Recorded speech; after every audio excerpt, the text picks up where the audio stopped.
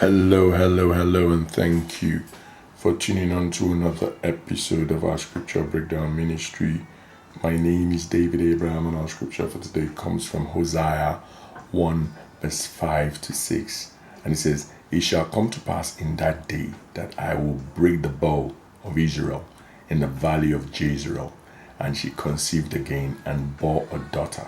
Then God said to him, and it shall come to pass in that day that I will break the bow of Israel in the Valley of Jezreel. And she conceived again and bore a daughter. Then God said to him." Now, I want to divide the scripture into two parts. The first part says, "It shall come to pass in that day that I will break the bow of Israel in the Valley of Jezreel." So here God was still meting out his anger upon the children of Israel. God was still very angry with them for the reason of idolatry, and God referred to it as harlotry.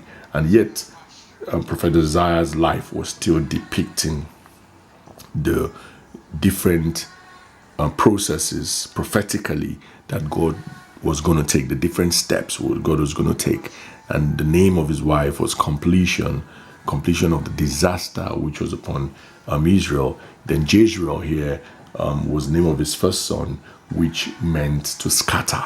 So it shall come to pass in that day, I will break the bow of Israel. Now here, the key word here is bow of Israel in the Valley of Jezreel. So the bow of Israel primarily means the artillery, the military strength, what in the modern days referred to as the power, the military power of a nation. So the bow of Israel was the military strength of Israel, and God said he will break the bow in pieces because he is God in the Valley of Jezreel. Now, the Valley of Jezreel is a valley of destruction. The Valley of Jezreel is a valley of bloodshed. So God said, I will